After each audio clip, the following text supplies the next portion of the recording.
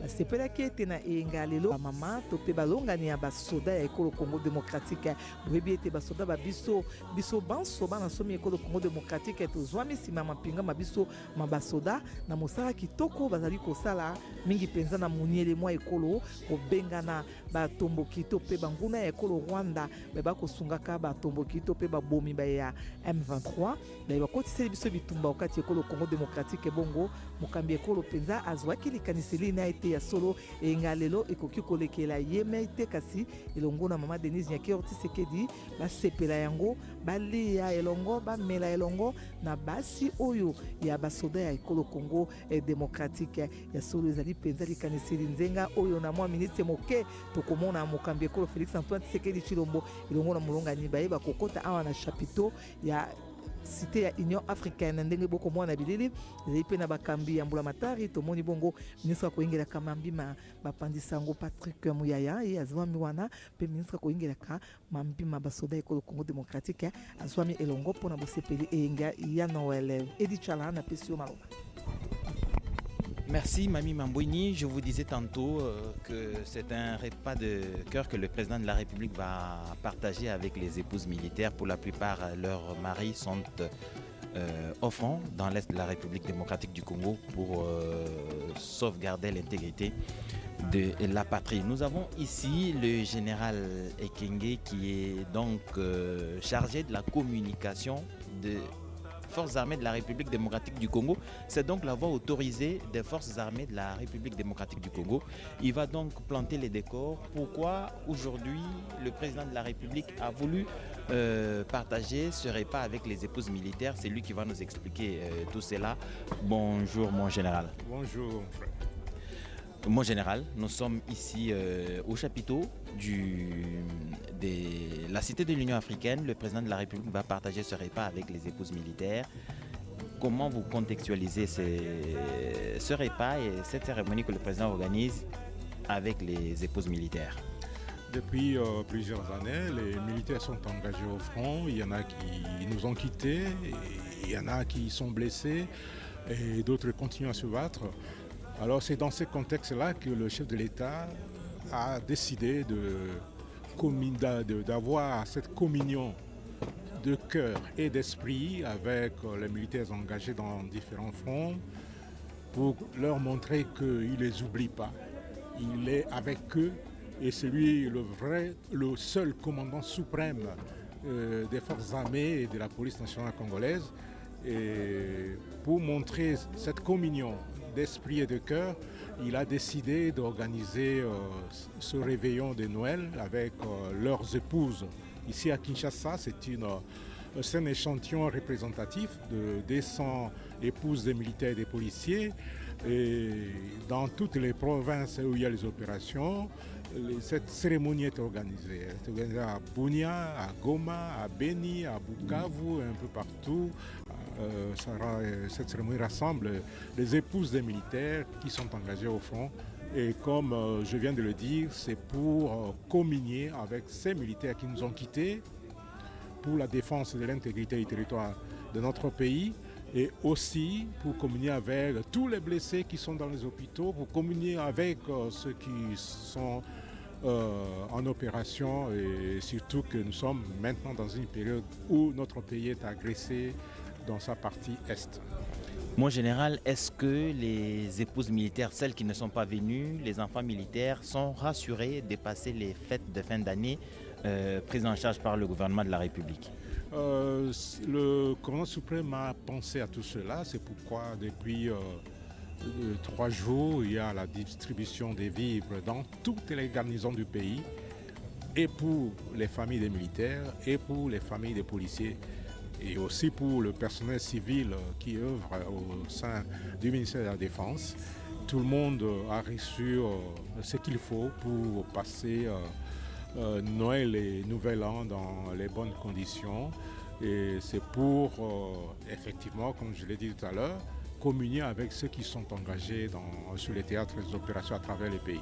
Mon général, pour terminer, est-ce qu'il y a eu un critérium spécifique pour choisir ces 200 épouses des militaires qui sont ici? On ne saura pas prendre, cette salle ne saura pas contenir 1000 épouses militaires et policiers. On a choisi ceux dont les époux sont au front. Et je l'ai dit, c'est un échantillon représentatif. Et il n'y a pas que à Kinshasa. Pendant que vous retransmettez, à Goma, on vous suit, on nous suit. On nous suit à Beni, on nous suit à Bukavu, on nous suit partout. Ils sont dans des salles au moment où je vous parle.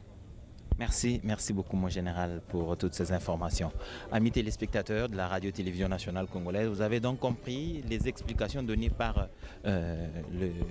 général Ekenge, porte-parole des forces armées de la République démocratique du Congo en Lingala. Mami Mambweni, le général peut donner quelques détails.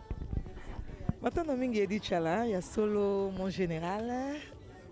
c'est peli du susu kozana yo lelo. Tomoni sengo ezali na chapiteau ya cité ya Union africaine balongani babino kati na oesika okobisa na bayimboka likambo yango ezali ndenge nini. Mokonzi ya mboka asepeli lelo ete asepela Noël na basi ya basoda bapolisier oyo baza kobunda bitumba bisika nyonso. Azwi ndambo ya basi baza kama mibale bazali awa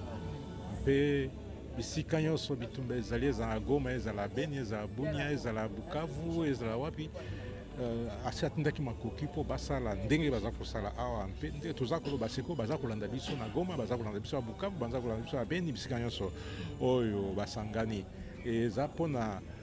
kolakisa ete abosani basoda baza kobunda te, abosani bapolisi baza kobunda te, aza na bango elongo mpe aza komema bango na motema na ye mpe yango wana mokonzi ya mboka autaki kosala loi ya programmation militaire mpo apesa armée makoki mpona koyeisa kimia kati na mboka na biso mpe kala mingi te ministre ya défense aza kobimisa politike ya défense oyo ekosalema na mboka na biso uke mampinga na biso ezonga mapinga ya makasi ndenge ezalaka kala ete moto moko aka kosakana na biso te ndenge bamboka mike mike bakomosakana na biso mikolo. Solo mon général motuna ya suka tomoni basi ya basoda bazali ya FRDC to pe ya bapolisier pe bazali kati na sika. Yo moko ozomona eza na basi ya basoda na basi ya bapolisier.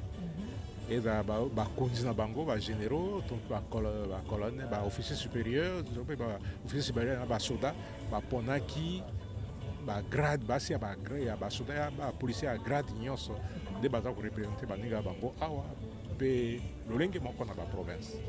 Matondo mingi mon général ya solo bozali kolanda na bilili ndenge bamama balongani ya basoda ya biso ekolo Congo démocratique bazwami kati na isika oyo bongo tomoni bokoti ya ministre ya mokonzi Jean-Michel Sama Lukonde Kenge ye pe lokola elongo baye kosepela ya mbotama ya Yesu Kristo to pe ya Noël na basi ya basoda ba biso ekolo Congo démocratique lokola mpe ya bapulusu ya biso ya République démocratique ya Congo na mwangonga moketo kozela bongo bokoti bwa couple présidentiel ingo bate mokambi ekolo Félix Antoine Tshisekedi Tshilombo elongo na molongani wa ye mama Denise Nyakero Tshisekedi na mwatango moke bakobele makati na chapiteau ya cité ya Union africaine mpona kokabola limpati kokabola mwa eloko ya kolia mwa kopo ya komela na basi ya mapinga mabiso basoda ekolo Congo démocratique edi chala na banzi esengo ezali kati na esika oyo kasi ndeko prince Mupoi bandeko bazwami kuna na Kasai oriental bazwami kuna na Kasai bazali pe kolinga koyeba nini ezali koyoka ayo mokondi Kinshasa prince Mupoi. Toskidila mami mambweni balonji ba chondo mbishu balala tunomashi tambwa situ tusangi jibwa mo cité wa Union africaine moaba uji fumo wajitonga mukelenga Félix Antoine Tshisekedi Tshilombo mukala musangi sha bamamu aba mbena kwa make na mbula kalonda ani bakaji ba make na mbula kalonda ajitungo ja Congo démocratique muchikoshwe tokolechi bamwa anyi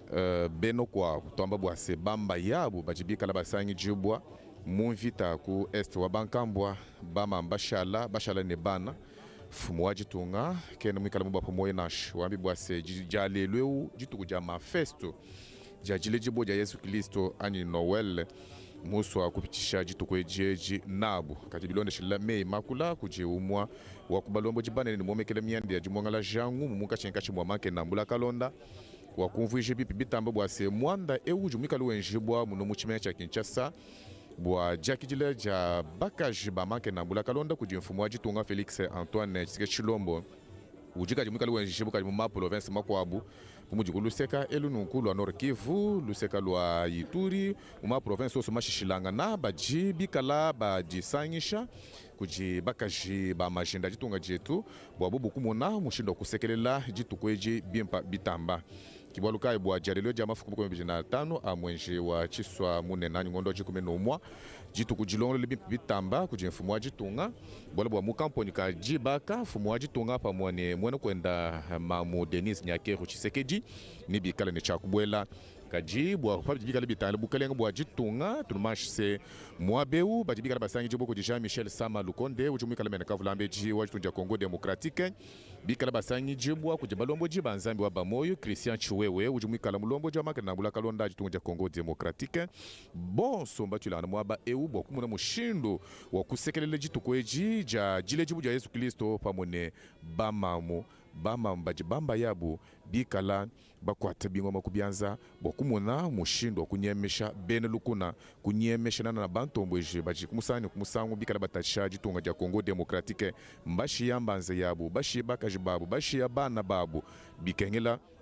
kubasankisha bikengela kubele menji bwaseba manyene mujimu bamba ya bikala benza ki mujimu wa patupunasha mujimu uji muikala bwa jipinga ja manema abana bakongwa mungalata nanangu kuji baluishi baji bikala balua biba kumusani kumusangu kajipa majenda jitunga mikala mimanye nakulu mushindo aben luku na kubwela kawena mukala kunasha nukumba bana kutwilanga na bon subinfa bikala bi mweneshibwa ebi mbaka chibamanka nambula kalonda muna mushindo jibi mpale yengelela balu ati bimpe bitamba bonso bwa balu ati mushindu mwa bileji jisanka bileji bobu mwa munka chinkachi mwa bakachi ba makere na mbula kalonda ajitunga ja Congo Democratique wivini njata bwa bonso badibikala balonda kuluseka lwa Congo Central bonso badibikala mwa kulu wa Kikongo chini mwa kubumvuja nchinganye bokuba manshise lelweu fumu ajitunga Felix Antoine Tshisekedi Tshilombo pamone mweno kwenda Denis Nyakeru Tshisekedi ni bikana chakuja kabaka mwa ne bakashi ba makere na mbula kalonda bokuba leji jinanga kuba leji bwase bulelela bajibikala nabu popa toi sakijila Prince Mopoyi bampengeli solo Noele kinzi ya lubutuku ya Yesu Kristu bisika nyonso bime bakama betukezole beno kinzi ya mbote mpambave bubukele lumbu ya makumi zole na tano ya ngonda 10 na zole ya mvula mafunda zole na makumi zole na zole wapi inza ya mvibake tombola lumbu yae sambu na kusepela lubutuku ya Yesu beto awana mbanza Kinshasa kisika nkinzi ya nene kikusa salama na kumonisa mfumu ya insi Felix Antoine Tshisekedi Tshilombo na kuisa sepela bubu yae mpe kuja na bankento ya basoda pe bapulusu wapi amekusabongisa lumbu yae mpamba bena kusabisa beno ti bisika nyonso na insi na beto samo bitu zinga mbote kutanina ya mbote kuvwanda basolda bapulusu ketanina beto yo vwanda na banjilu bisika ya banvita ikele beto kele na basolda beto kele bapulusu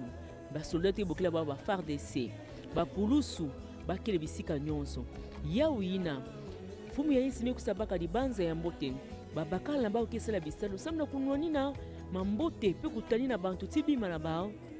yavwanda na este insi na beto bakesala bisalo ya ngolo samna kutombola bao kupesa bao lukumu yawina mfumu ya insi bubu yae mesola lumbu ya bubu yae makumi zole na tano ya ngonda 10 na zole ya mvula ya bubu yae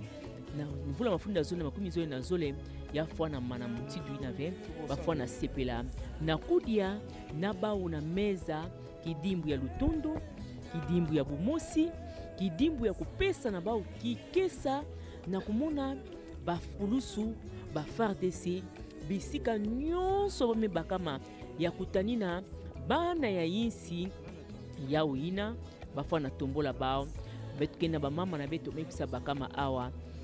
mpamba ve na kotombola bapesa bao lokumu bisalo ya babakala bao kokisa sala ya kutani na beto bubu yaye bafana monana na meza bakusa kudia kisika mosi beto kena kati ya kuvingila fumu ya insi kuisa kota ke monisa beto kiese na bamama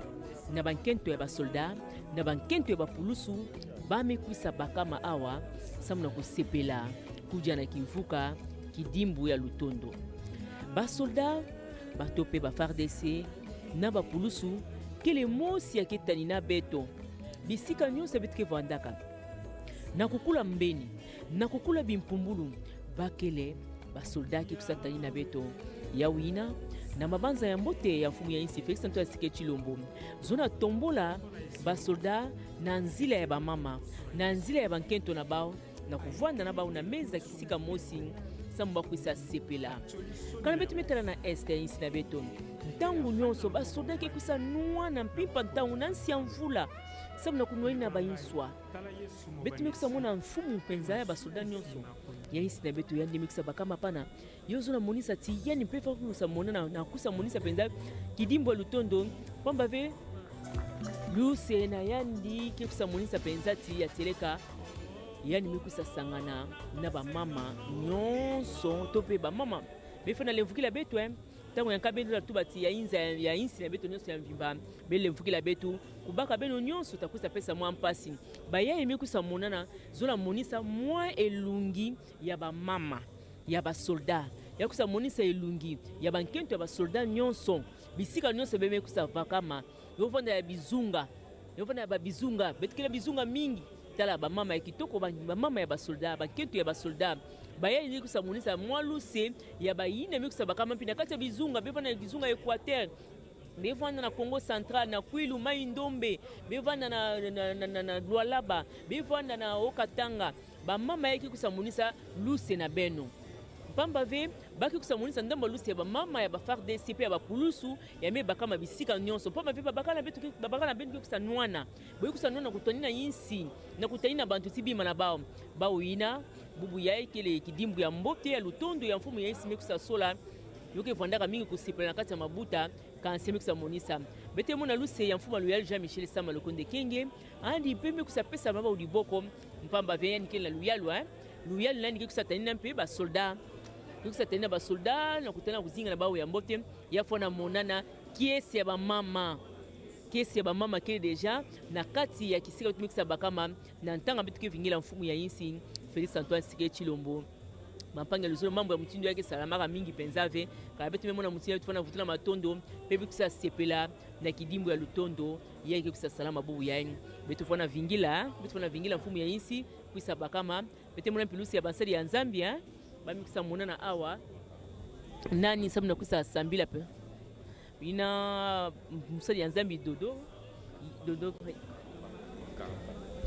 Dodo Kamba yamekusa bakama awa na beto mpi pamba ve bisambu fana salama kima mosi velenda salama sans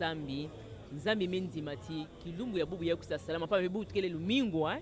ya wina bitiki kusa sipele na bamama nyonso na kudia na mesa kidimbu ya lutondo kidimbu ya ngemba wapi bitiki kusa sepela ya teleka bitufana vingila mfumu ya insi mwa minita fyoti bilumbu ya mfumu ya insi bilumbu ya fyoti bankento ya basoldani bankento ya bapulusu bisika nyonso beme bakama beto vanda na ngemba bamama yae mekusa bakama awa ke monisa baluse na beno nyonso na bizunga nyonso ina Général Christian Chiwewe ya mekusa monisa penza luse ya basolda nyonso ya insi na beto mpaba veni kile boso ntwalisi na bao ya kutolisa bisele basolda ya insi na beto ngemba ya mfumu na makanda na beno kuvanda bisika nyonso mpona pesa pendinga na Edi Chala nzinga na nge samu na kusa monisa bampangi na beto bisika nyonso memba kama baza ba nini ngina kusa mutila awa na nzinga ya Lumputu. Merci Wivin Diata. Nous sommes au chapiteau où l'on attend l'arrivée du couple présidentiel pour ces repas prévus avec les épouses militaires. Le président de la République, chef de l'État, a voulu justement traduire en acte sa volonté inébranlable d'être des cœurs avec les forces armées de la République démocratique du Congo où qu'ils se trouvent. Il le disait à Kitona, aux recrues, ils peuvent s'occuper de leur formation parce que les questions de leur famille, c'est une question qui concerne particulièrement le président de la République lui-même. Il a redit aux militaires, à Kitona. C'est donc une des actions qui témoigne de cette volonté du président de la République de s'occuper des forces armées de la République démocratique du Congo, non seulement aux troupes combattantes, mais aussi à leurs épouses et leurs familles, et rester à Kinshasa pour certains, ou rester dans d'autres provinces pour ceux qui sont engagés dans les combats dans l'Est de la République démocratique du Congo aujourd'hui. Ce qui s'est fait ici, le général Ekenge l'a dit tout haut, c'est fait en même temps à Goma, à Beni, à Butembo, à Bunia, où les militaires des forces armées de la République démocratique du Congo affrontent les forces négatives dans cette région-là, mais aussi les terroristes du M23 qui sont donc appuyés par le Rwanda en troupes sur le sol de la République démocratique du Congo. Le récent rapport des Nations Unies confirme les propos du gouvernement de la République et ce que le président de la République dit depuis quelques mois déjà. Les forces armées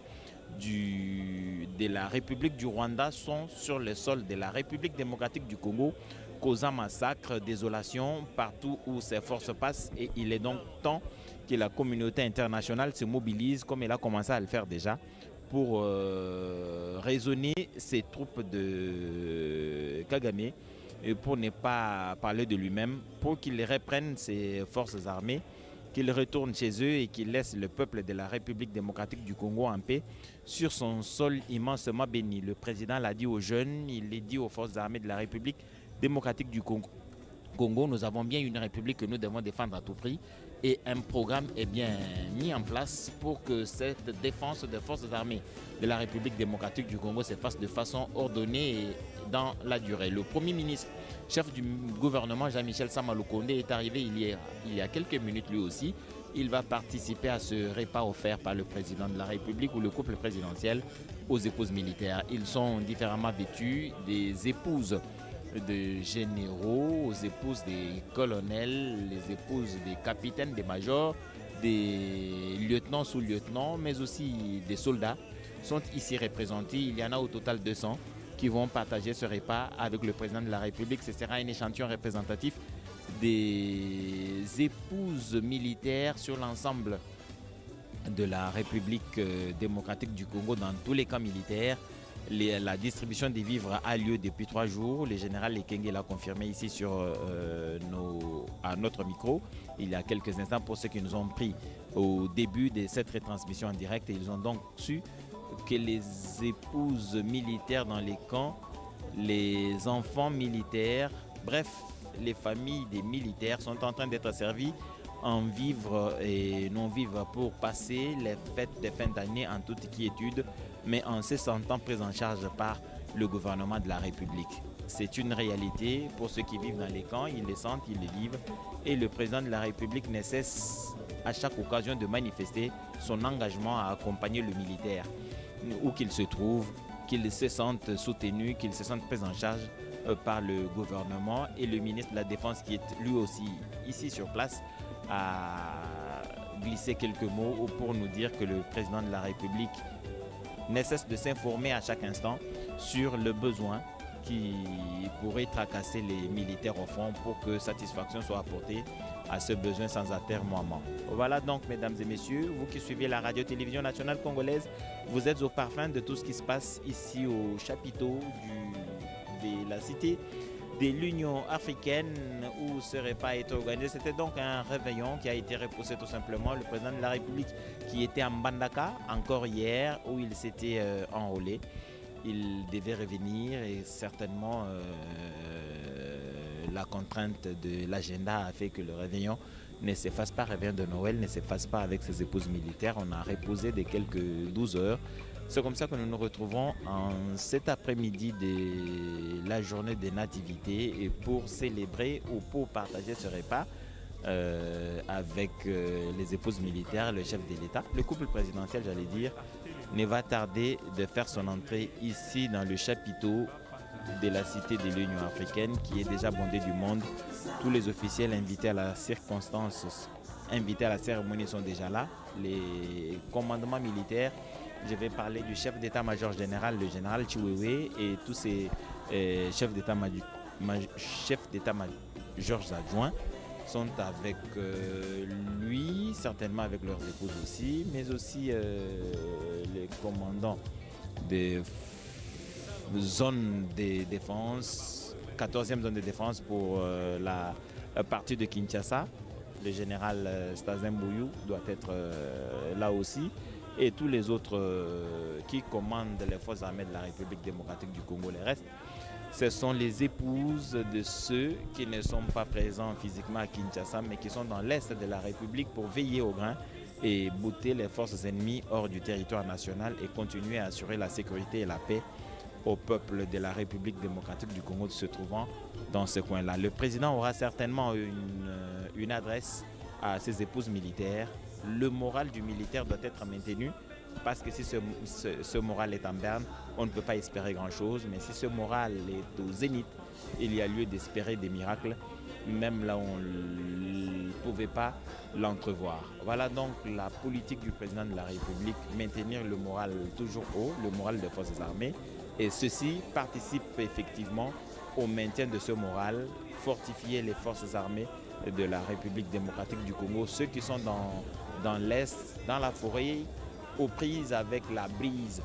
des nuits comme de jour, se sentent heureux d'apprendre que leurs épouses à Kinshasa fêtent avec le président de la République. C'est un événement qui peut avoir un sens d'apparence qui peut être bénin, mais qui a une très haute signification. Et le président y tenait. Quelques arrangements de protocole.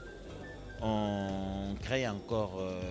quelques espaces pour les épouses militaires qui sont très nombreuses, qui voulaient participer à cette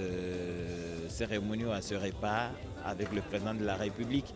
Et comme la salle est limitée, on est en train de créer quelques espaces justement pour donner à plus des épouses à prendre place ici au chapiteau et partager ce repas avec le président de la République. Ça sera fait dans quelques instants et que le couple présidentiel ne va pas tarder à faire son entrée ici pour que commence cette cérémonie qui a lieu un dimanche, un 25 décembre. Ça n'arrive pas tous les jours. C'est une occasion à ne pas rater pour les épouses militaires. C'est ce qui explique l'engouement et la volonté de chacune d'elles de participer à ce repas. Mais les contraintes de la salle vont faire en sorte qu'il n'y aura qu'une poignée représentative des femmes qui pourra partager ce repas avec le président de la République. Mais les dispositions sont prises pour que dans les camps militaires, on peut suivre en direct ce qui s'est fait ici. Le message que le président de la République adressera aux épouses militaires sera suivi sur l'ensemble du territoire national. La radio-télévision nationale congolaise s'est prêtée au jeu pour permettre à chaque épouse militaire qui se retrouverait à Lubumbashi, à Kolwezi, qui se retrouverait à Mbandaka, pourquoi pas à Libenge, de suivre l'adresse du président de la République, ce qui va remonter forcément le moral des hommes de troupe. Cette politique, le président de la République la maintiendra aussi longtemps qu'il le faudra pour que les forces armées de la République démocratique du Congo, qui vont désormais être équipées sans aucun gêne, c'est dire donc que toutes les chances sont de notre côté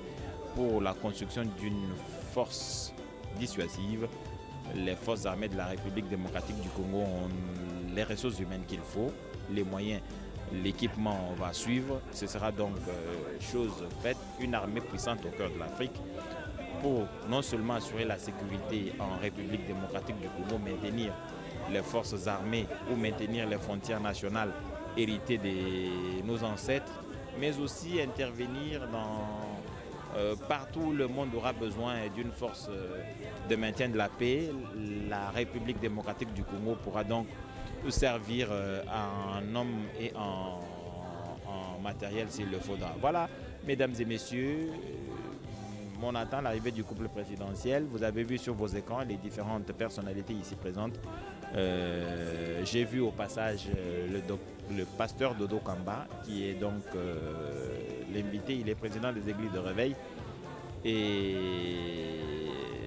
cette femme générale, elle n'est pas épouse militaire, elle est générale des forces armées de la République démocratique du Congo. Ce qui explique donc que les femmes ont toute leur place dans les forces armées de la République démocratique du Congo. Et je vous signale en passant que dans l'écrit lancé par le président de la République de renforcer les rangs des forces armées de la République démocratique du Congo par un nouveau recrutement, il y a plusieurs jeunes filles qui ont répondu à l'appel de la République et ils peuvent se servir de ce modèle, des femmes devenues générales, devenues colonels, devenues capitaines, pourquoi pas. C'est donc dire que l'armée de la République démocratique du Congo utilisera toutes les forces disponibles pour pouvoir arriver à ses fins astrées au Congo. Naam, tunapatikana hapa kunako chapiteau ya Umoja wa Afrika, mahali ambako kuna tajarishwa kabisa karamu kwa kuona kwamba ilitafuta kuwa makesha ya sikukuu ya Noeli. Basi kutokana na mpango wa rais ya kazi ya rais hakukuwa jinsi kabisa iwezi tena kufanyika sawa vile makesha. Ndiye anawapokea leo wake wa majeshi ya Jamhuri ya Kidemokrasia ya Kongo, maaskari jeshi, maaskari polisi, wa mainite mbalimbali, wanajumbiwa kabisa katika mahali hiyo kwenye ndoa ya rais Felix Antoine Tshisekedi pamoja na mkewe mama Denise Nyakero Tshisekedi. Wataweza kabisa kuwapokea wamama hawa zaidi ya wamama 200 ya wake wa maskari polisi pia wa maskari jeshi wenye wanapatikana katika chapiteau ya Umoja wa Afrika. Hata kuna majenerali wengine pia koloneli wengine wenye wanapatikana mahali hiyo. Kama mnaona vile vile kuna mtumishi wa Mungu Dodo Kamba mwenye anapatikana hapo, ni kwa kuweza tu kuendesha sala kabla ya sherehe hiyo iweze kuanzishwa, kwani wanasema kwamba hakuna kitu chochote kenye kinaweza kufanyika bila kumtia Mungu mbele. Ndiye mtumishi wa Mungu Dodo Kamba iko mahali hii kwa kuweza kuendesha sala kabla ya sherehe iweze kuanzishwa, kwani punde kidogo ndoa ya rais inaweza kuingia mahali hiyo kwa kuweza kuanzisha sherehe hiyo. Tunaona kuna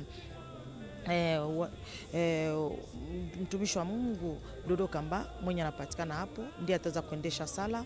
Wamama wake wa maskari jeshi, maskari polisi, kuna vile vile waziri mkuu Jean-Michel Sama Lukonde mwenye vile vile amekwisha kuingizana mahali hiyo. Kutokana tuna sherehe ya leo,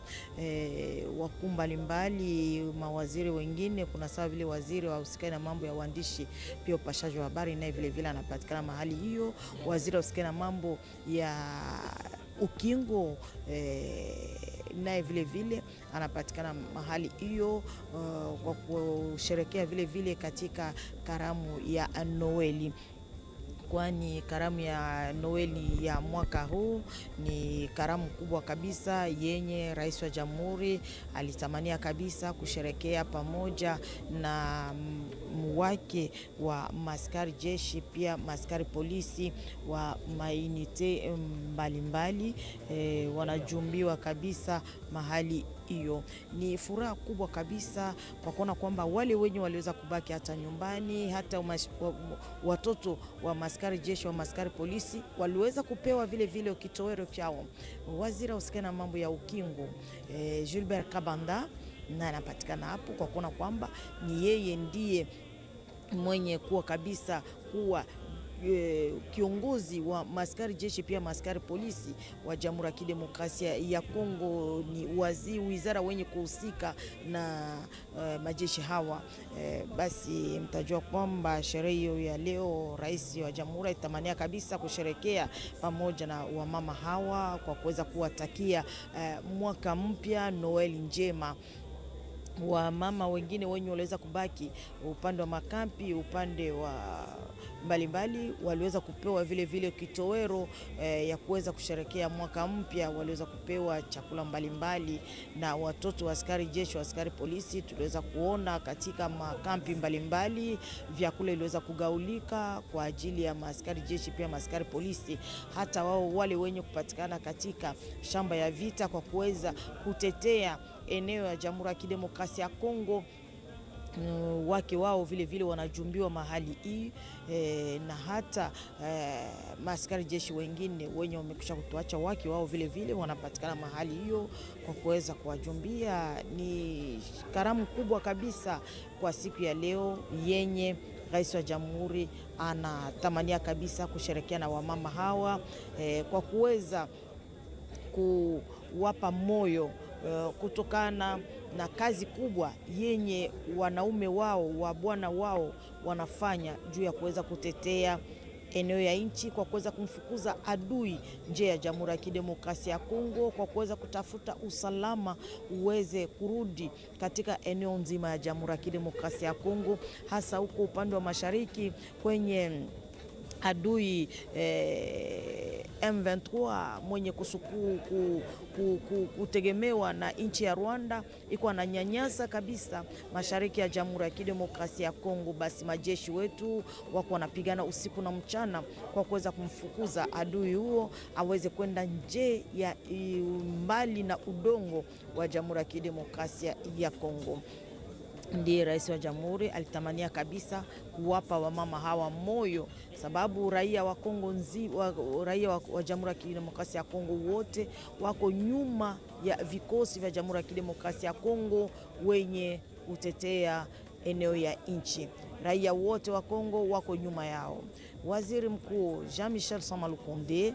naye vile vile anapatikana mahali hiyo kwa kuona kwamba ni kiongozi wa serikali ya Jamhuri ya Kidemokrasia ya Kongo, ni sharti aweze kuwa pamoja na wamama wake wa majeshi ya Jamhuri ya Kidemokrasia ya Kongo kwa kuweza kusherekea karamu hiyo ya Noele, kuzalika kwa Yesu Kristo mkombozi wetu. Ndiye mwenye iko napigania kabisa, iko na gomboa Jamhuri ya Kidemokrasia ya Kongo, na iko Mwenyezi Mungu iko pamoja na majeshi wetu huko upande wa mashariki ya Kongo kwa kuweza kumfukuza adui nje ya nchi yetu, kwani bila Mungu hakuna chochote kenye kinaweza kufanyika. Ni kwa mategemeo ya Mwenyezi Mungu, mkono wa Mungu uko juu ya Jamhuri ya Kidemokrasia ya Kongo, juu ya kuweza kupigania nchi yetu, kuweza kufukuza adui nje ya udongo wa Jamhuri ya Kidemokrasia ya Kongo. Mami Mambweni, tunapatikana kushapito ya Umoja wa Afrika kwenye ndoa ya rais iko napokea wamama wa majeshi. Kweli unaona kama ni furaha kubwa, sababu na wewe hata kama unapatikana mahali hiyo, lakini watoto nyumbani nao wako wanasherekea vizuri kabisa. Accenti do Congo ya solo bandeko na somi ekolo Congo démocratique tozali se kokoba awa na chapiteau ya cité ya Union africaine wape pai mokambi ekolo ya bengisaki balongani ya basoda babiso ya FRDC lokola mpe ya bapulusu ya ekolo Congo démocratique pona elongo asepela na bango enga ya mbotama ya Yesu Kristo to pe Noël elongo na molongani wa ye mama Denise Nyakero Tshisekedi. Wana tozali komona pe ba mama basi ya basoda bazwami wana, kasi ba papa pe basoda bakonzi ya basoda ya ekolo Congo démocratique bango pe lokola bayei na mbela ya tata mokonzi ya ekolo mpona kosepela enga ya Noël elongo na basi ya basoda ekolo ya biso. Boyebi ete oele komokambi ekolo Félix Antoine Tshisekedi Tshilombo akendeki bongo kotala basoda to pe bapesaka kombo ya bango mpona bokoti na mosala ya soda kuna na Kitona ekolo oituka ya Congo Central mingi penza au territoire ya Mwanda. Bokomi ya mokambi ekolo alakaki penza na basoda yebisaki ete ya solo na kotala ndenge basoda babiso bazali kosala mosala bango. Félix Antoine Tshisekedi Tshilombo atie mote motema moye na basoda banso ya ekolo Congo démocratique na mapinga ezala FRDC lokola pe ya bapulusu alakaki na bango te ayebisaki ya solo miso na ye molimo moye pe motema moye manso ezali bongo na epai ya basoda ekolo Congo démocratique na yango akosala manso mpona kotala likambo etali mingi ebikeli ya basoda ebiseketi wana ezali mpenza mabanzo maye akosala manso mpo ete basoda babiso bazala malamu ezala mpona ebikeli ya bango ezala mpona efandeli ya bango basoda bazala bato oyo bakozala mpe bato ya motuya mpenza omisoma bato wana ezali bongo maloba ya mokambi ekolo eleko azomaki kuna na kitona mpona kotala mapingama basoda baye bapesaka kombo mpona kokomisa nkombo ya bango mpe kokota mosala masoda epai bazali bongo kolanda na te ya kuna na kitona wana ezalaki maloba ya mokambi ekolo kasi lelo oyo azwaki mpe mokano ete ya solo eyenga ekoki kolekela bamama ya basi ya basoda pamba te esengeli azala na bango elongo mpona kokabwa na bango limpati to mpe eloko ya kolia mpe ya komela pamba te ezali na basi ya basoda basusu mibali babango bazwami sika kuna omonele mwa ekolo na ntina na kobunda etumba mpona kobengana ekolo Rwanda oyo ekoteli biso bitumba na kosunga mingi batomboki ya M23 ebongo Félix Antoine Tshisekedi Tshilombo alingaki te bamama bana bazala mosika to mpe sepela enga bango mei asepelaki na lolenge ya papa na lolenge ya azali mosangisi alingaki ete bamama baya esika eye azali po elongo kosepela enga ena ya mbotama ya Yesu Kristo to pe ya Noel oyo tozali kosepela lelo obikolo biso bya molongo bongo tomoni awa okati ya chapiteau ya cité ya Union africaine ezala bamama ya basi ya basoda bazwami kati na esika oyo kasi pe ndambo ya bakambi ya mbulamatari ekolo ya biso tomoni bongo ministre mokonzi pe azwami kati na esika oyo Jean-Michel Sama Lukonde Kienge tomoni pe ministre koingela kamambi ya bango basoda ye pe lokola azali kati na esika oyo ministre po ya kokambaka misala ya biso bapandisango Patrick Muyaya ye pe azali kati na esika oyo mansomana ezali se mpona kotalisa esengo kokabola limpati elongo na bamama ya basi ya basoda oyo ekolo ya biso banso bana ekolo Congo démocratique tozwami nsima ya mapinga mabiso ma FRDC na kopesa bango konzo kopesa bango makasi mingi na mosala kitoko bango bazali kosala kuna omonele mwa ekolo esengeli te biso bana nsomi ekolo Congo démocratique tango inso tozali nsima ya bango tango inso kopesa bango konzo tango inso kopesa bango longonya po ete mosala oyo bazali kosala ezali mosala ya kobatela ndelo ya mabele ya République démocratique ya Congo po ete mapinga mabiso ya FRDC na lolenge oyo batelemaki babi ete bango bakotika soki mokete ndambo to pe eteni ya mabele ya ekolo ya biso ekende na ekolo mosusu na ntina enda bakobunda etumba kino suka na ntina te babotola ndambo ya mabele oyo monguna ya ekolo Rwanda bazali kosakanela oyo azomi nsima ya batomboki babomi bato mabe ya M23 oyo bazali kosala yiki to bazali kosala zunguluke o population ezwami kuna omonile mwa ekolo na yango Félix Antoine Tshisekedi Tshilombo atalaki ete mokolo oyo ya esengo mokolo oyo ya mbotama ya Yesu Kristo ekoki koleka pamba te esengeli ya ye asangisa bamama basi ya basoda balongani ya basoda ezala ya bapulusu po ete elongo bameka kolia limpati ya kosepela yenga ya mbotama ya Yesu Kristo kolia elongo kolendisa bango mpe lisusu komela mwa eloko ya malili mpo na kotia ekoloba na lingala ya bana Kinshasa ete kotia bamama à l'aise ekosepelisa bamama na ntina ete atako bamibali babango bazwami kuna omonele mwa ekolo bazali kobundisa ekolo Rwanda kobengana monguna omabele ma ekolo ya biso kasi awa bayeba ete papa ya bana papa mokonzi ya mboka Félix Antoine Tshisekedi Tshilombo atiki balongani ya bango te atiki basi na bango te azali elongo na bango ndenge moko esalami awa ngba mokondi Kinshasa ndenge moko pe esalami ondambo ya bituka ya ekolo Congo démocratique kati na bituka pe lokola bamama ya basoda balongani ya basoda bazali ya kosangana mokambi ekolo Félix Antoine Tshisekedi Tshilombo akaniseli bango kosepelisa bango pe na eyenga na mwa eloko ya kolia na mwa eloko ya komela na ntina ete bayeba ete biso banso bana nsomi ekolo Congo démocratique tozwami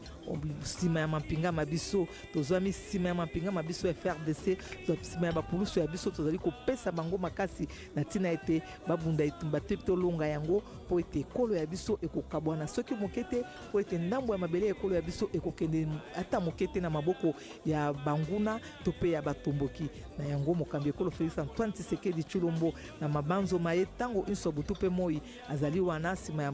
mapinga ma FRDC nsima ya bapulusu ya biso kopesa bango konzo kopesa bango makasi na mosala ya kitoko oyo bazali kosala o République démocratique ya Congo ya solo lelo nde bamama balongani ya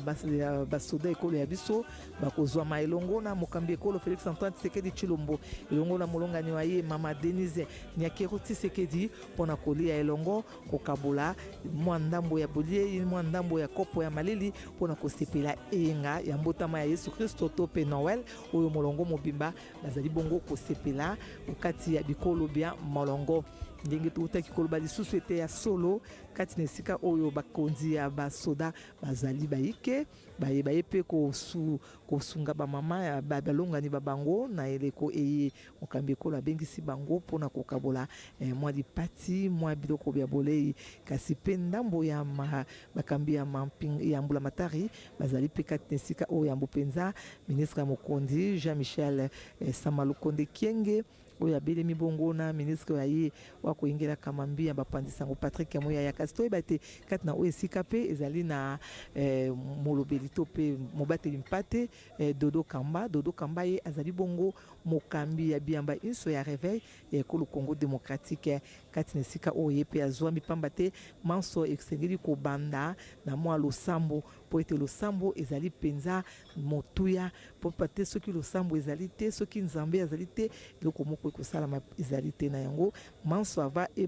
ya kobanda esengeli mwa losambo kotika manso na maboko na nzambe pamba te ye moko mokambi ya mboka Félix Antoine Tshisekedi Tshilombo abonzaka ekolo Congo démocratique na maboko na nzambe alingaki ete ya solo na bokonzi baye azali kosala atiaki nzambe liboso mpona kokamba ye kopesa ye bwanya kopesa ye mayele oyo apesaka na roi Salomo na ntina ete akamba République démocratique ya Congo na mayele na ye me ete kasi na mayele oyo nzambe akopesa ye mpo ete azala tango iso na elonga mpona ekolo ya biso République démocratique ya Congo yango mokambi ya biyamba ya réveil Dodo Kamba ye mpe azwami kati na esika oyo akofongola milulumi ye na losambo kozongisa yango na maboko na nzambe milulumi ndenge koleka mpo ete loboko na nzambe ezala kati na oyo esika na yango na mwa ngonga mokende tokomona mokambi ekolo Félix Antoine Tshisekedi Tshilombo elongo na molongani wa ye mama Denise Nyakero Tshisekedi bakobelema kati na chapiteau ya Union africaine mpona kotalisa esengo ya bango na bokaboli bongo limpati na bamama balongani ya basoda babiso ya ekolo Congo démocratique mpe ya bapulusu ya République démocratique ya Congo.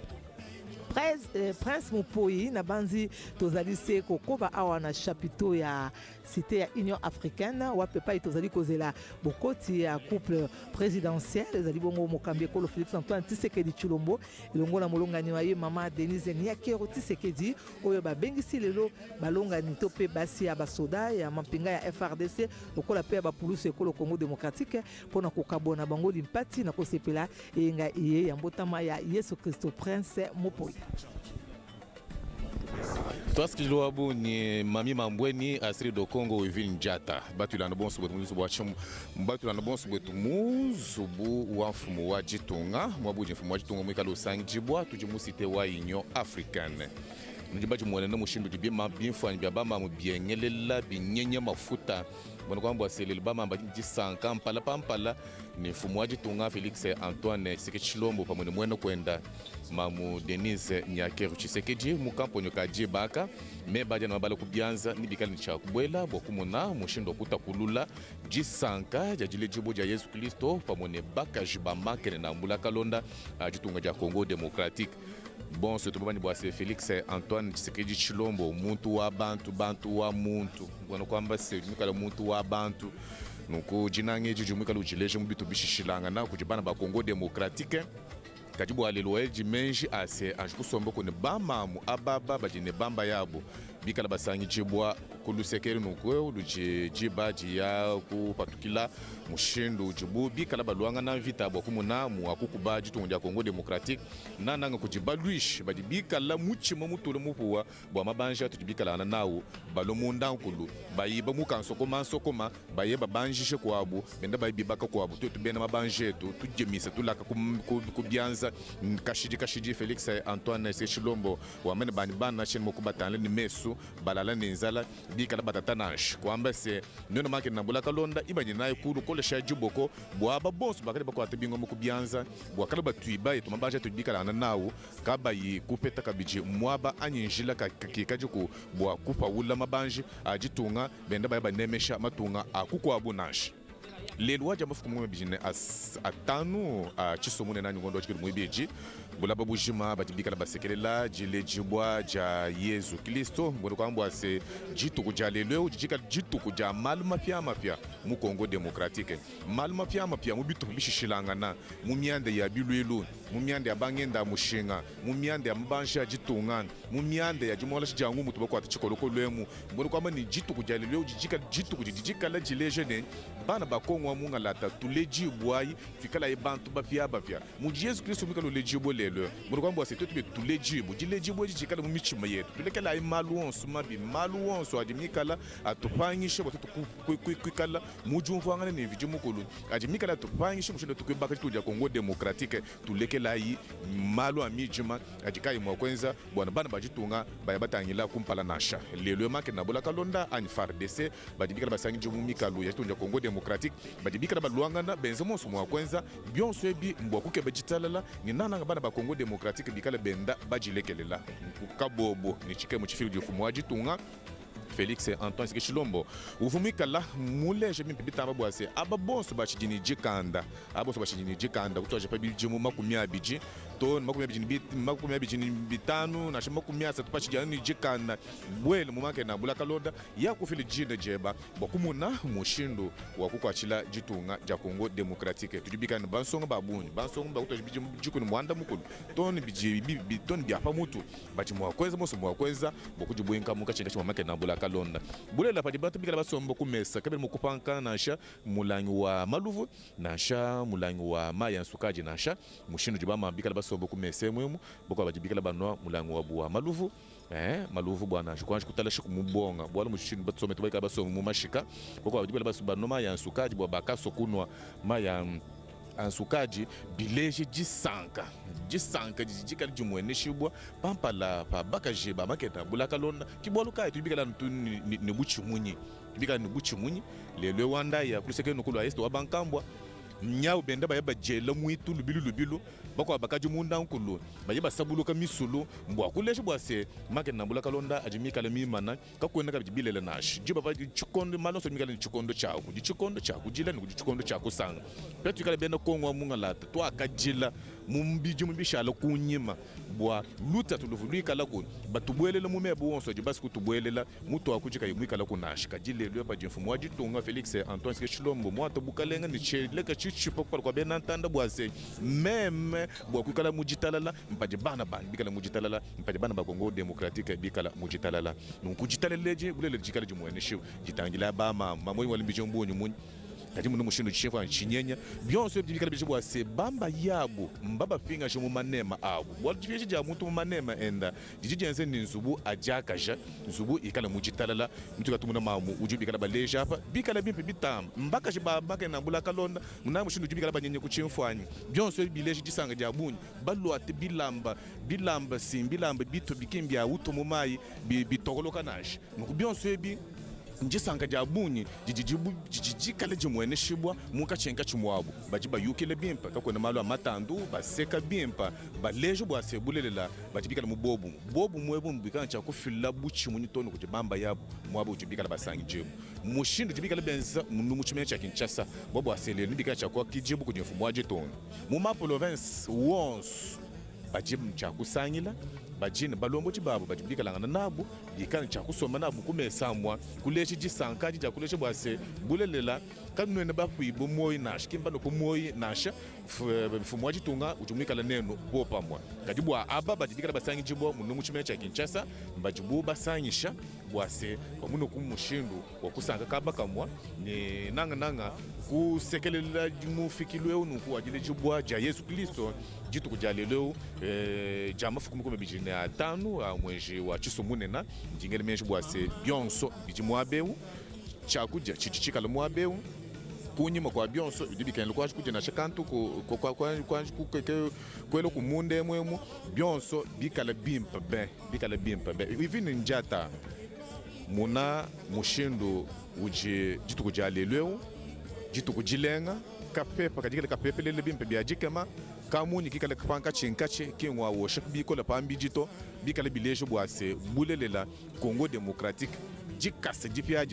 jijito ajishilelo bwalo chijimu chichiri kumpala cha binu bibijini makumi abijini chisatu chijimu cha buchimunyi tujitamba bwase chijimu cha buchimunyi bwalo bwa buchimunyi bukaji bumana kumweneshibwa kimbwa kwela mpata to within njata matondo mingi Prince Mupoi bampande solo betkene kakansa Rolanda kana na 15 ya kele bubu yae na cité de l'Union africaine kisika wapi mfumu ya insi zola sepedisa pe kumonisa lukumu na kutombola bisalo na kati ya basolda mpamba be basolda kele mosi na bapulusu yaketani na kabeto tibima na beto samu na kupesa ba lukumu pimpa ntangu bakele na kusala bisalu bankaka kena kati ya kunwana mvita ya kukula bimpumbulu na este insi na beto bamebikisa mabuta na bao baza bave bake monaka bauve bake wakaka mutindu bake zinga mutindu bana ketanga kalasi nyonso ina bamama ketani na mabuta babakala ke na banzetelo ya kutani na insi samna kupesa bao lukumu samna kutombola bisala na bao bubu yai lumbu ya 15 ya ngonda 10 ya mvula mafunda zone na 10 mfumu ya insi Felix Antoine Tshisekedi Tshilombo zona monisa lusi na yendi awa samna kusopela na basoldami batikele na bajeune betikele na linzo ya na ba general ba mfumu mekusa monisa lusi na dizina ya basoldat bayame bakama na banzulu ya kutaina insi bayame kusa bakama na mabwala nyonso ya kena bizunga ya insi na beto ya kutaina insi bubu yai bankento na bao mwanda mumekusa bakama awa beto betu bavende bankento nyonso ya basodana ya bapulusu ve bakele mwanda mubayaki kusamunisa luse ya bayina ikele na bizunga bake kusa kunwa bake bakate mwa kopo bake kusa kunwa mwa dikoba yake monisa bao tia teleka bamekusa sepela bubuke ilumba kusepela 15 ya lubutuku ya Yesu samu na bamama bafwa na sepela na kudia na meza kisika mosi na mfumu ya insi Felix Antoine Tshisekedi Tshilombo zona bakama awa na beto yawina bamama ya mekusa monisa beto balusi ya babakala na baba zona tuba nini kima mosi vele nda tambula sang ya kondwa mama keta ina dibuta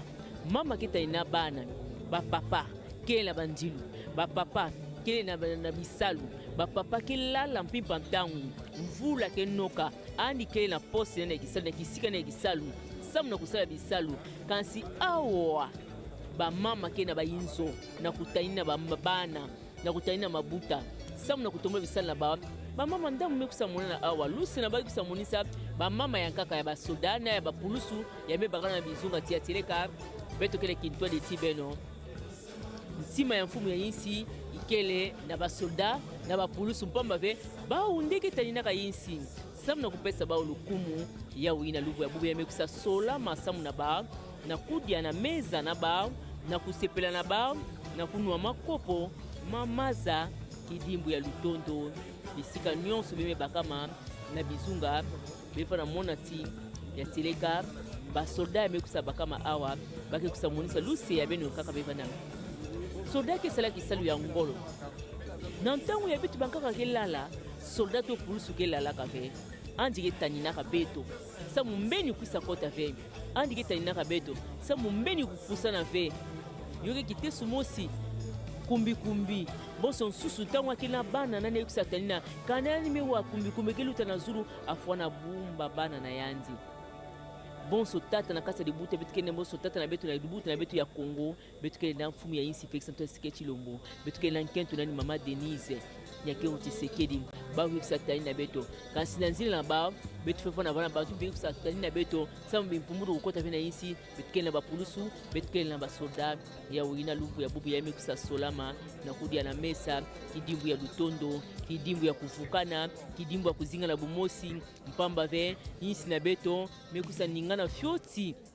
na mambu ya bantu ya ntima yimi ya bimpumbu na kumona kusa nwanisa insi samuna ya ba soldat na beto ba FARDC ba pulusu na beto mekusa telama samuna kukula mbeni mpamba ve betu fona zinga na ngemba bisalu ya mbote baki kusasala yo na bume kusabuta mboma ya mbote fumu ya insi zola vutula bao matondo na kusa dia na bao na meza samuti bakwisa kumonisa kinzi ya mbote atako babakala na bao kena banjili atako babakala na bao kena kati ya bisika nyonso baki kusatena insi la bizunga kansi mwandambu ya mekusabaka ma awa yozo na monisa luse ya bampangi ya bamama ya mekusabaka na bizunga pamba ve yozo na tuba beto kele bumosi mwana ya Kongo telema beto zinga na kivuka ya unya beto kusavingila kinzi ya bubu ya pamba beto fana mwana pitata ya insi aso na bakana na beto na mwa minita fiosi ya fona bima kasi beto fana vingila yandi pamba ve adi kusa kumina beto na kusolola pe na kudia na meza kivuka na ba mama to pe bankento ya ba FARDC bankento ya ba pulusu ya insi na beto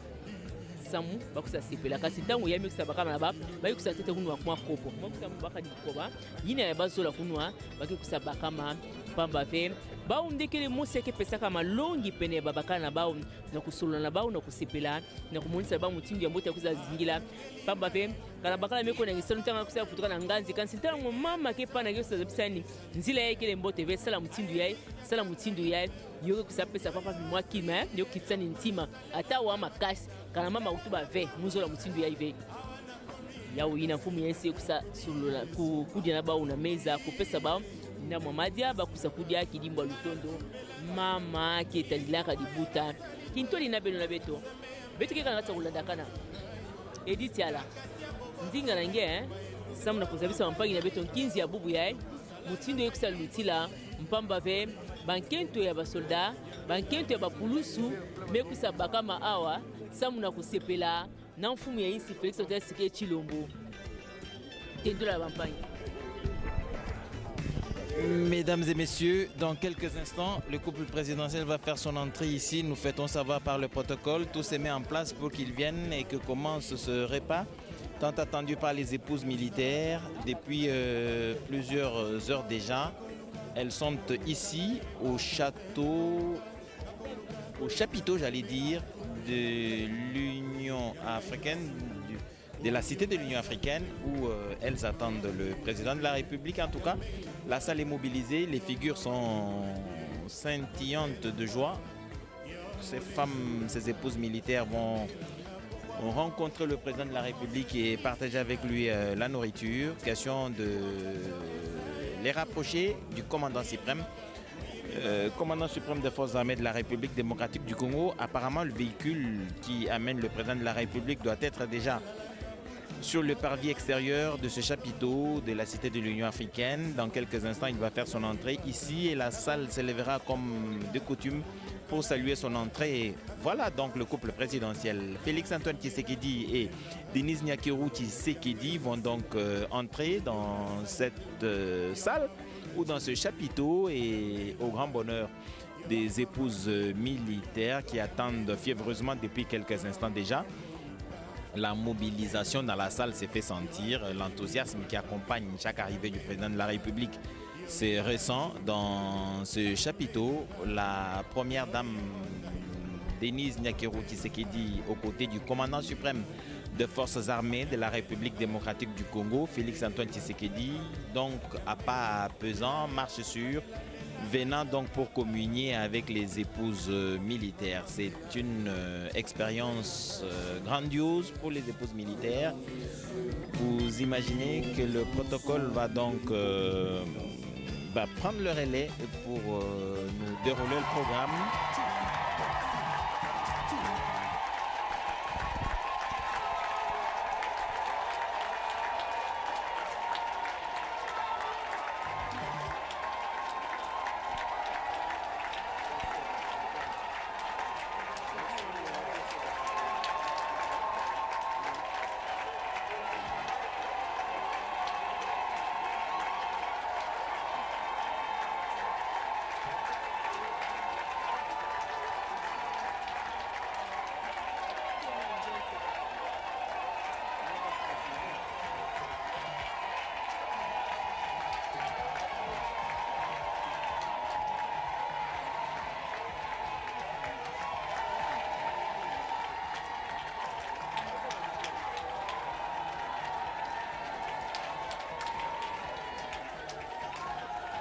L'on vous disait donc, mesdames et messieurs, que la chaleur est grande. Ce n'est pas tous les jours qu'on rencontre le président de la République et on partage avec lui un repas. Ça n'arrive pas tous les jours. C'est ce qui exprime donc cette joie des épouses militaires.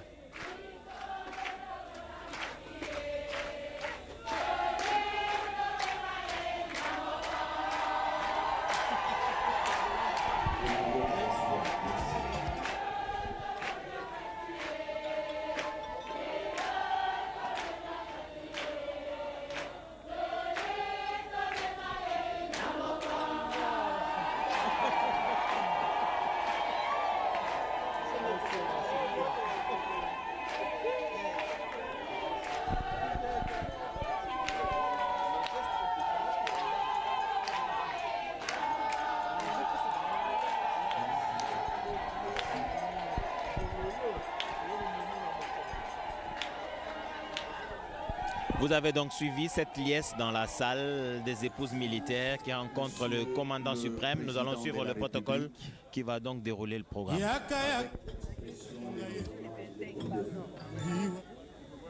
Distinguée première dame, Monsieur le Premier ministre, Monsieur le directeur de cabinet du président de la République, Monsieur les membres du gouvernement invités, Mesdames, Messieurs, en vos titres et qualités respectifs, distingués invités. Il a plu à son Excellence Monsieur Félix Antoine Tshisekedi Tshilombo, président de la République, chef de l'État, commandant suprême des forces armées de la République démocratique du Congo et de la police nationale, de bien vouloir offrir ces dîners aux épouses militaires engagées au front à l'occasion des festivités de Noël. Ces dîners est un buffet à self-service qui sera agrémenté par de la musique congolaise jouée en playback. Excellence, Monsieur le Président de la République, avec votre autorisation, nous invitons le révérend pasteur Dodo Kamba pour la prière. Pasteur.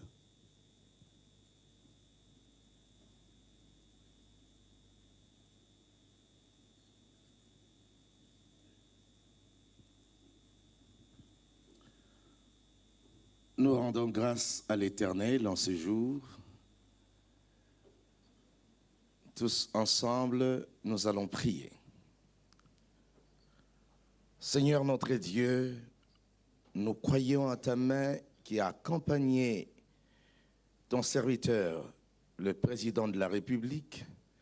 en ce jour si solennel et particulier, où il y a les sentiments partagés entre la douleur par rapport à ceux qui sont au front et les familles ici pendant cette période de festivités,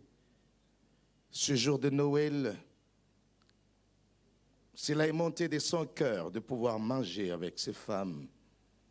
qui sont en ce moment dans le souci. Mais nous croyons en même temps que le Saint-Esprit qui habite en lui, qui l'a conduit dans cette voie, fera le reste. Nous croyons à la victoire qui est sur notre chemin. Nous croyons à ce que tu as déjà commencé et que tu amèneras jusqu'au bout certainement. Nous croyons à l'œuvre de l'Esprit Saint qui console les familles et qui réconforte ces femmes. Nous croyons que le devoir qui a appelé leur mari est couvert par le sang précieux de notre Seigneur et Sauveur Jésus-Christ, notre Dieu Tout-Puissant. En ce jour où le monde est en train de penser à la naissance de notre Seigneur et Sauveur Jésus-Christ, nous croyons que ce jour-là, le salut est arrivé dans le monde et les gens sont sauvés au travers de cette œuvre sacrificielle de la croix. Et nous disons, parce que cela est arrivé, nous croyons qu'un jour meilleur naît dans nos familles. Et toutes ces familles seront consolées, notre nation sera consolée et les jours meilleurs nous seront accordés. Laisse que ce moment de dîner soit marqué par ta main et conduit par le Saint-Esprit et que tes anges agréent cette œuvre et cet acte de sacrifice, cet acte d'amour qui vient de son cœur. Nous croyons que tu l'as fait et tu continueras pour le reste. Merci Dieu Tout-Puissant de le faire. Merci de glorifier les noms précieux de notre Seigneur et Sauveur Jésus. Merci ô Dieu de donner la force à ces vaillants combattants où ils sont.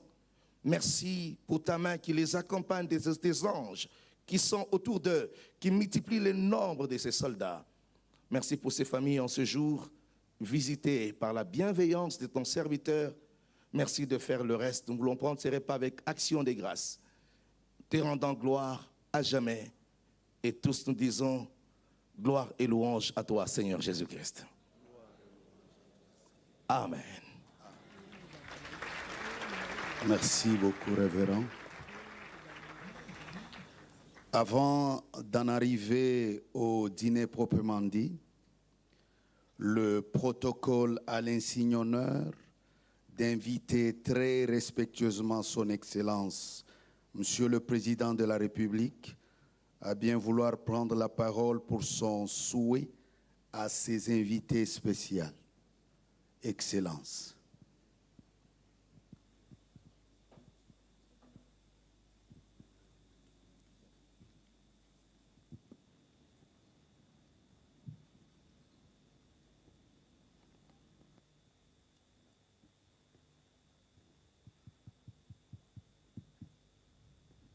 Monsieur le Premier ministre, Mesdames et Messieurs les membres du gouvernement, Monsieur le chef d'état-major général de nos forces armées, Madame et Messieurs les officiers supérieurs, les officiers généraux de nos forces armées, Bamama Nabiso, Basi ya mapinga Nabiso.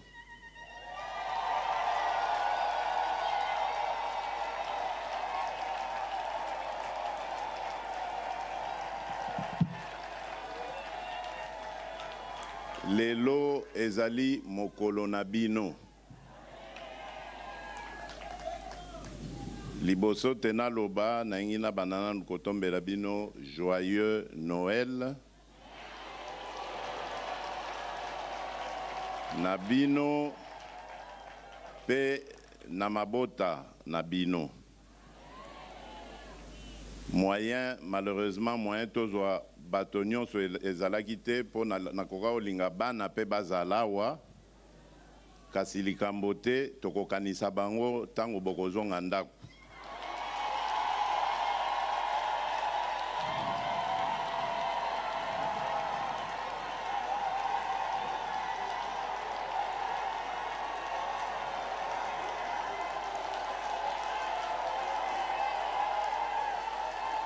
Yami bale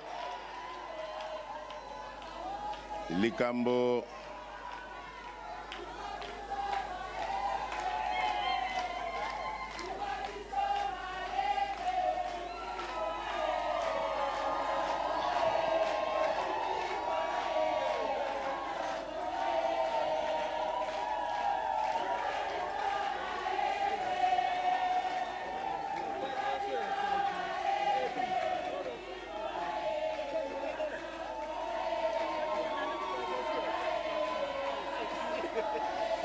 Merci. Merci. Yami Balé, nalingaki kaka na loba moke po na yebi ke ngonge ke il faut toleka na mesa tolia. Nalingaki kaka na rappele bino promesse o nasalaki liboso mapinga na biso tant na kende kotala ba recrue ya sika na Kitona. Nalobaki na bango tozali na respect monene po na bango. Pe bango batala kaka likambo etali misala na bango. Oyo etali mabota na bango ekomi likambo na ngai.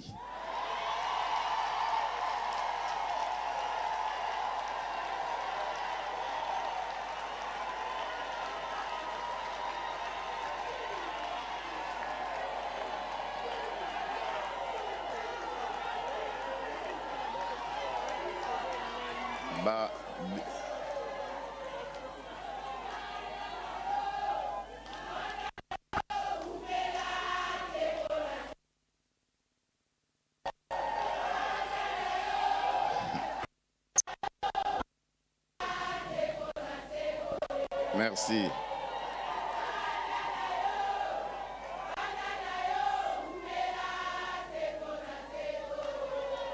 Amen, merci.